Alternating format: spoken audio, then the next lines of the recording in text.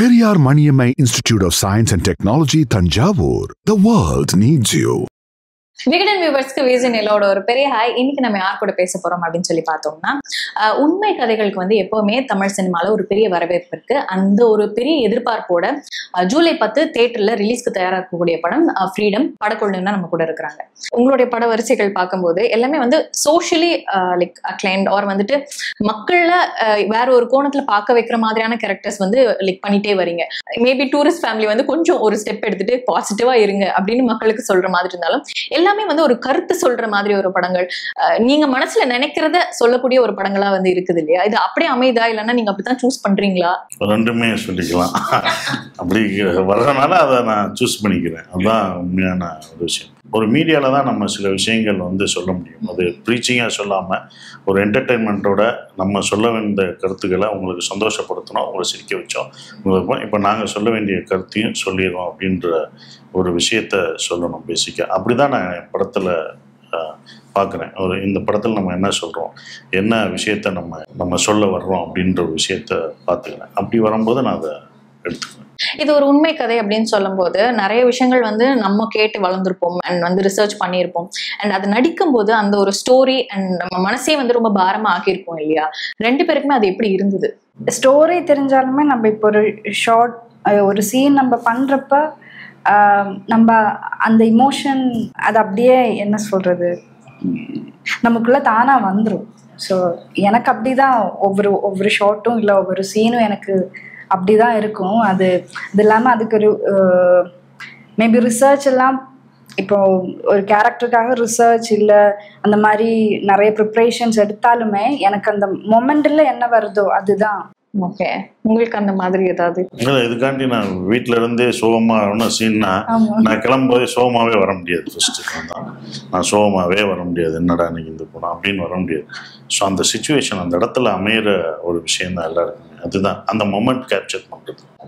நம்ம வந்து என்னதான் இது மெமரைஸ் பண்ணிட்டு படிச்சுட்டு 10 பக்கம் டைலாகை படிச்சுட்டு வீட்லேயே வந்து பண்ணாலுமே அங்கே பண்ணும்போது அது வேற மாறும். அவங்க மாற்றுவாங்க எல்லாமே. அதெல்லாம் விட்டுட்டு பிளாங்காக வரும்போது தான் நான் டைரக்ட் பண்ணும்போது அதான் சொல்லுவேன், ஆர்டிஸ்ட் நீ பிளாங்காக வாங்க, நான் ஃபில் பண்ணிக்கிறேன் அப்படின்னு சொல்லுவேன். ஏன்னா நான் ஒரு ரவுடின்னு நினச்சிட்டோம்னா, நான் ஒரு சுப்பிரமணிய ரவுடின்னா அவங்க பாயிண்ட் ஆஃப் வியூவில் வேற மாதிரி ரவுடியை நினச்சிருப்பாங்க, வேற மாதிரி பார்த்துருப்பாங்க. அப்போ அதை வந்து அந்த மாதிரி இப்படி நிற்பான் அப்படி நிற்கும் போது அவருக்குள்ளே இருக்க அந்த இதை வெளியில் எடுக்கணும் நான். அதுக்கப்புறம் நான் நினச்சதை உள்ள. ஸோ அது மாதிரி தான் இப்போ நாங்கள் பிளாங்க் அடிக்கும் போது டைரக்டர் என்ன சொல்கிறாரோ இந்த மாதிரி தான் இருப்பாங்க அப்படின்ற ஒரு விஷயம் இருக்கும்போது அதை நம்ம அந்த நேரம் அந்த சிச்சுவேஷன் எதிர்த்தாப்புல இருக்க ஆர்டிஸ்ட் அந்த லொக்கேஷன்ஸ் கொடுக்கும். அந்த சைலண்ட்டுன்னு சொன்ன பிறகு அந்த மூடு கொடுக்கும். ஸோ அப்போ நம்ம பேசுகிற அந்த மேஜிக்கல் அப்போ நடக்கணும். அதுதான் அப்படிதான் நான் இது வரைக்கும் பண்ணியிருக்கேன். அந்த மேஜிக்கல் நடக்கணும். நல்லா இருக்குன்னும் போது நல்லா பண்ணிட்டோம் அப்படின்ற ஒரு விஷயம். நல்லா அமையும் போது நல்லா பண்ணலை அப்படின்ற ஒரு விஷயமா தெரியும். அண்ட் இப்போ ஃப்ரீடம்னு சொல்லும் போது நிறைய உண்மை கதைகள் நிறைய விஷயங்கள் வந்து நம்ம சொல்லணும் இல்லையா? சென்சார் வரும்போது அது ஏதாவது ஃபேஸ் பண்ணீங்களா இந்த படத்துக்கு? ஆமாங்க, கண்டிப்பா. படம் பார்த்துட்டாங்க. படம் பார்த்துட்டு யூஸ்வலா பாத்தீங்கன்னா டைரக்டர்ஸுக்கு எல்லாருக்கும் தெரியும், 1/2 hour தான் அவங்க டிஸ்கஷன் பண்ணுவாங்க, கூப்பிடுவாங்க, பேசுவாங்க. அது நமக்கு சில அவங்க சொல்லுவாங்க, நம்ம அதை அப்ஜெக்ஷன் பண்ணுவோம். ஓகேன்னா நம்ம இஷ்டம் தான், இல்லைன்னா நம்ம வேற அடுத்த ரிவர்ஸ் கமிஷனுக்கு போகலாம். இங்க படம் காமிச்சிட்டு 2.5 hours எங்களை கூப்பிடவே இல்லை. நானும் ப்ரொடியூசரும் வெளியில பயங்கர பயத்துல உட்காந்துருக்கோம். சாருக்கு நான் அப்போ ஃபோன் அடிக்கிறேன், சார் 2.5 hours ஆச்சு சார், இன்னும் கூப்பிடலன்னு. இதுக்கு முன்னாடி நந்தனுக்கும் அப்படிதான் ஆச்சு, நீங்க கொஞ்சம் வெயிட் பண்ணுங்க அப்படின்னு சொன்னார் சாரு. அதுக்கப்புறம் உள்ள கூப்பிட்டாங்க. உள்ள கூப்பிட்டு அவங்க நிறைய கேள்விகள், ஏன்னா என்ன இருந்தாலும் வந்து இவங்க இப்ப இலங்கை தமிழர்களை என்னன்னு பாக்குறாங்கன்னா எல்லாருமே எல்டிடியா பாக்குறாங்க.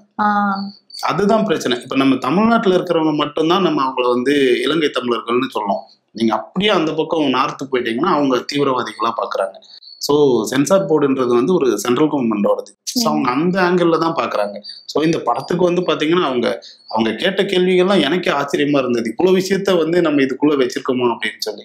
அண்ட் ட்ரெய்லர் பார்க்கும்போது கூட வந்துட்டு எக்ஸ் பிரைம் மினிஸ்டர் அண்ட் என்ன இஷ்யூ அப்படிங்கிற விஷயம் வந்து நீங்க வந்து சொல்லியிருப்பீங்க. பட் ஆனா எந்த இடத்துலயுமே வந்து நேம்ஸ் வந்து எடுத்திருக்க மாட்டீங்க. அது ரொம்ப ஒரு காஷியஸான ஒரு விஷயமா பண்ணிருக்கீங்களா? எதனால? இல்ல நேம் எல்லாம் எடுத்தது தாங்க, அவங்க அலோவ் பண்ணல. ஓகே, இப்ப பாகிஸ்தானை பத்தி நம்ம என்ன வேணாலும் சொல்லாங்க, ஏன்னா அவங்க நம்மளோட எனிமி. அவங்களோட வந்து இவங்க நம்மளோட பக்கத்து நாடு, நம்மளோட ரிலேஷன்ஷிப்ல இருக்காங்க. ஸோ இவங்களை வந்து நம்ம திட்டவோ அவங்கள நம்ம புகழ்ந்தும் பேசக்கூடாது, அவங்கள நம்ம திட்டவும் கூடாது, நியூட்ரலா போயிருங்கன்றாங்க. ஆனா நம்ம அவங்கள திட்டாம படமே எடுக்க முடியாது, ஏன்னா பிரச்சனையே அவங்கதான். சென்சார் அதை தாண்டி வந்திருக்கு, அவ்வளவுதான். அப்பனா வந்து இது இந்த ஃப்ரீடம் வந்து என்னன்னா, நாங்க அரசியல் பேசல. ஸோ நீங்க சொல்றீங்களே இது அரசியல் படமா, இது அதை பேச போதா அப்படின்றதெல்லாம், அது அரசியல் பேச படம் கிடையாது. அதை பத்தி நாங்க அந்த டிஸ்கஷனுக்குள்ளே போகல. அதுக்குள்ள போயிருந்தோம்னா அது சென்சார் ஆயிருக்கும். அதை பத்தி நம்ம தீர்வு சொல்ல முடியாது, எதுவும் சொல்ல முடியாது. இது அதை சொல்லலை. அது வந்து இந்த மாதிரி நடந்த சமயத்துல இவங்க சந்தேக கேஸில் சந்தேகப்பட்டு அகதிகளாக இருக்கிற அகதி முகாமில் இருந்து உள்ளே கொண்டு போய் வச்சுருக்காங்க. அவங்க வந்து இத்தனை வருஷமாக இருந்திருக்காங்க. யார் அந்த அசாசினேஷன் பண்ணாங்க எல்லாம் கண்டுபிடிச்ச பிறகு இவங்களை இன்னும் 91 நடந்த மேட்ரு, அதுக்கப்புறம் 95 வரைக்கும் அவங்க உள்ளே இருந்திருக்காங்க. ஸோ அவங்க எப்படி அதிலிருந்து வெளியில் வந்தாங்களா இல்லையா அப்படின்றதா இந்த ஃப்ரீடம் வந்து சொல்ல போகுது. சார் ஏன் சார் லவ் ஸ்டோரி பண்ண மாட்டேங்க? லவ் ஸ்டோரி இதுல வந்து சில டூரிஸ்ட் ஃபேமிலி மேன் லவ் எல்லாமே லவ் தானா, அதெல்லாம் சுந்தரபாண்டியில பண்ணியாச்சு, எல்லா படத்துலையும் பண்ணியாச்சு அவங்க. ஸோ திருப்பி அதை மறுபடியும் அதையே பண்ணணுமா, கொஞ்சம் மாற்றி பண்ணலாமேன்ற ஒரு விஷயம்தான். ஸோ இது வந்து என்னென்னா ஜெயில் எஸ்கேப், ஒரு ஜெயிலிருந்து கைதிகள் எப்படி தப்பிப்பாங்கன்ற ஒரு விஷயம். அது வந்து என்னென்னா தமிழ் சினிமாவில் இருந்தது குறைவு தான். நீங்கள் இங்கிலீஷில் பார்த்தீங்கன்னா எஸ்கேப் டு விக்ட்ரி இருக்கும். நிறைய எஸ்கேப் படங்கள் வந்து ஜெயிலிருந்து போனது வந்து நிறைய ஒரு 10-15 சொல்லலாம். ஒன்று வேறு வேறு வித்தியாசமாக இருக்கும். அது ஸ்போர்ட்ஸ் மூலமாக இருக்கும். கைதிகள் ஏன்னா பீரியட் அப்படின்னும் போது அப்போ எப்படி சிறை அடைக்கப்பட்டாங்க, அவங்க எப்படி தப்பிச்சாங்கன்றதும். அப்போ இது ஒரு ரியல் இன்சிடென்ட் இப்படி ஒன்று நடந்தது இருக்குது அப்படின்னும் போது இதை சொல்லும்போது இது பண்ணலாம், அதுவும் இலங்கை தமிழ், அது ஈழத்தமிழில் பேசணும் அப்படின்னும்போது சரி கண்டிப்பாக பண்ணலான்னு எனக்கு தோணுச்சு. அந்த பொதுவாகவே சிறை இதுனா வந்து நிறைய ஜேர்னர், அந்த ஜேர்னர் வந்து கம்மியாக தான் இருக்கும். சிறைக்கு போயிட்டு வர்றது தான் கம்பம் படத்தில். ஒரு படம் ஃபுல் மூவியும் அதுக்குள்ளே இருந்து எப்படி அவங்களோட கஷ்டங்கள் எல்லாம் அதுக்குள்ளே எப்படி இருக்குது, அவங்க எப்படி அதை சர்வை பண்ணுறாங்க, அதுக்குள்ளே எப்படி வெளியில் வர துடிக்கிறாங்க, வந்தாங்களா வரலையா அப்படின்ற ஒரு விஷயத்தோட அதை அணுகிறதுனால இந்த கதை எனக்கு பிடிச்சி பண்ணலாம்னு தோணுச்சு. அண்ட் எப்பவுமே வந்து அந்த ரூரல் சினிமா நீங்க ரீடிஃபைன் பண்ணிருக்கீங்க அப்படின்ற ஒரு டேக் இருக்கு இல்லையா சார், அதை நீங்க வந்து பிரேக் பண்ணணும் அப்படின்னு நினைக்கிறீங்களா, இல்ல வந்து இதுக்கப்புறமா வந்து எனக்கு டிஃப்ரெண்டான விஷயங்கள் வந்து ட்ரை பண்ணணும் அப்படின்னு இருக்கா, இல்லைன்னா இல்ல எனக்கு வந்து நான் ஒரு செட் ஆஃப் ஆடியன்ஸ் கிரியேட் பண்ணிட்டேன், எனக்கு இதுல கம்ஃபர்ட்டா இருக்கு அப்படின்னு நினைக்கிறீங்க? இல்லை, நான் எல்லாமே பண்ணணும் தான் நினைக்கிறேன். இது மட்டும் அப்படின்றது இல்லை, ரூரல் மட்டும் வில்லேஜ் மட்டும் சிட்டி அப்படின்னா எல்லாமே வரும்போது அதை ஏற்றுக்கிறவனு தான். ரூரல்னா நான் வந்து எங்கே எப்படி வளர்ந்துருந்தாலும் எங்கே இது பண்ணியிருந்தாலும் பேசிக்கலாக வில்லேஜில் இருந்து தான் வர்றோம். ஸோ என்னுடைய ஊர் என்னுடைய மக்களை பற்றி நான் சொல்லாமல் வேறு யார் சொல்லுவா? நான் தானே சொல்ல முடியும், நான் தானே அதை ரெப்ரசன்ட் பண்ண முடியும் அப்படின்போது அது வரும்போது அதை நிராகரிக்கலாம் மாட்டேன், அதையும் அக்செப்ட் பண்ணிக்கிறோம். இவ்வளோ தூரம் நான் வர்றதுக்கு காரணம் இருந்தது அதுதான். எதுனா அந்த வில்லேஜ் படங்கள் பண்ண ஒரு விஷயந்தான் இவ்வளோ தூரம் இத்தனை வருடங்களும் நம்ம வந்து சஸ்டெயின் ஆகி அடுத்தடுத்த படங்கள் பண்ணிக்கிட்டு இருக்க காரணம் அந்த வில்லேஜ் தான்.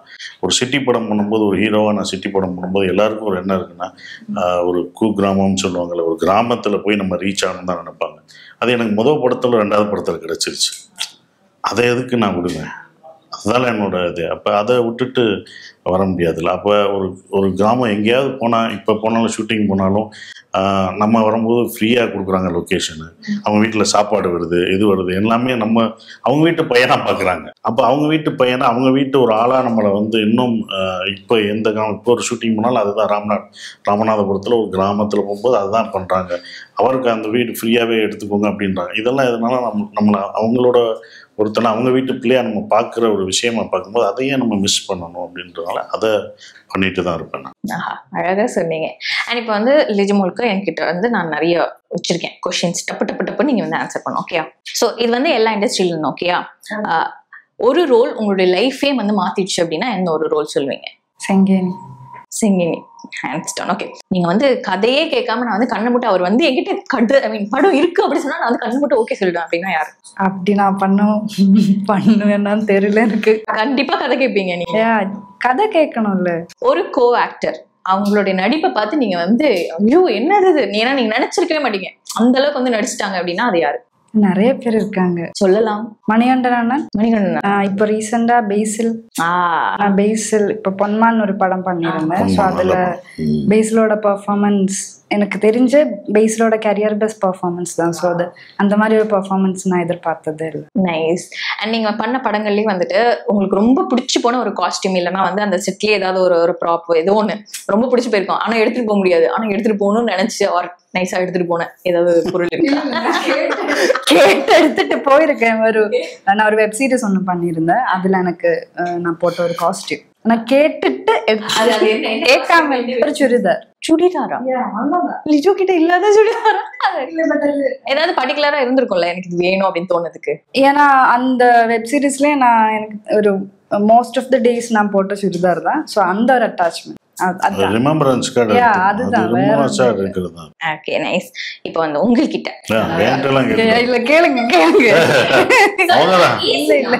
எல்லாம் டப்பு டப்புன்னு முடிஞ்சிரும். உங்களுடைய ஒரு படம் இன்னும் வந்து நல்லா ஓடி இருந்திருக்கலாம், ஏன்னா லைக் நீங்க வந்து அது அண்டர் ரேட்டட்னு ஃபீல் பண்ற ஒரு படம், உங்களோட ஒரு படம். 2 படம் இருந்தது. ஒன்று வந்து அசுரவதம் ஒன்று பண்ணேன், அது போயிருக்கலாம்னு தோணுச்சு.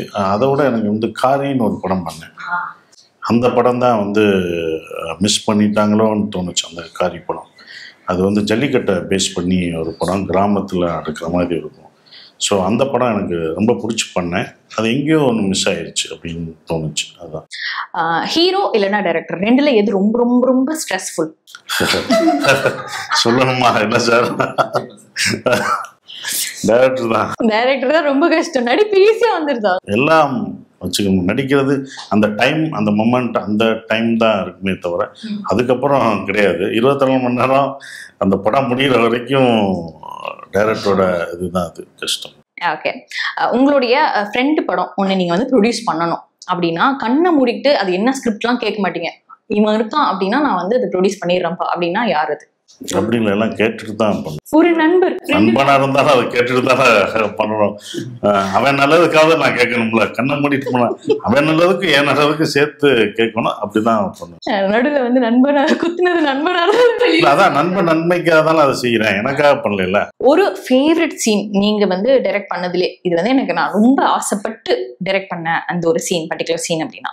கண்களாட்டால் சாங் மாண்டேஜஸ் எடுக்கும்ல, அதெல்லாம் வந்து நான் ரசிச்சு பண்ண ஒரு விஷயம். அது சில சமயம் அந்த பொண்ணுக்கு வெக்கம் வராது, நடக்க வராது, இப்படி நடக்கும்.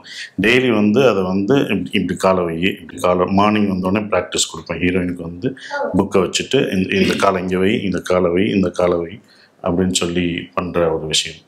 வெக்கம் வராது, வெக்கம் வர்றதுக்கு ஒரு விஷயம் பண்ணணும். ஸோ அதெல்லாம் அதுக்கு ரொம்ப போராட வேண்டியது வரும். வெக்கம்னா எப்போ வருதுன்றது.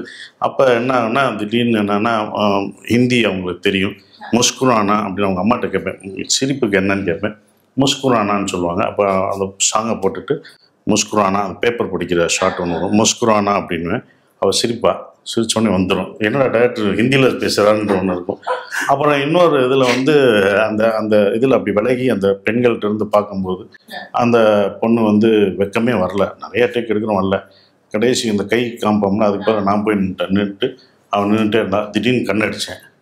அடித்த உடனே அதுக்கு ஷாக்காகி வெக்கம் வந்துருச்சு. ஓகே, அதை எடுத்துட்டோம். அப்புறம் டேரக்டர் என்ன இப்போ என்ன நடந்துச்சு அப்படின்னா, நான் தான் கண்ணடிச்சேன், அது ஒரு தடவை தான், அப்புறம் அடுத்த தடவை பண்ண அவங்க என்ன பார்த்துட்டாங்க அப்படின்ற மாதிரி.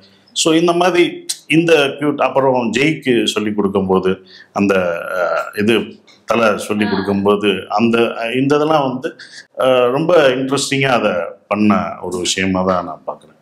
ஏன்னா வராத ஒரு விஷயத்த வர வச்சிருக்கேன்ல, அதுவே பெரிய இன்ட்ரெஸ்டிங் இல்லை. உண்மையிலே இப்போ வரை எல்லாரும் செலிப்ரேட் பண்றாங்க. அதனாலதான் இன்னும் நீங்க வந்து நிறைய ரொமான்டிக்கான படங்கள் வந்து பண்ணக்கூடாது, இவ்வளவு வந்து ரொமான்ஸ் உள்ளுக்குள்ள வந்து ஒழிச்சு வச்சிருக்கீங்க அப்படின்னு வந்து கேட்கறாங்க. அந்த படத்துக்கு பண்ணதப்ப அது. Thank you so much. உங்களுடைய படம் வந்து வெற்றி பெறதுக்கு விகடன் சார்பா நாங்க வந்து வாழ்த்துக்கிறோம். ரொம்ப ரொம்ப நன்றி. Thank you. Periyar Maniammai Institute of Science and Technology, Thanjavur. The world needs you.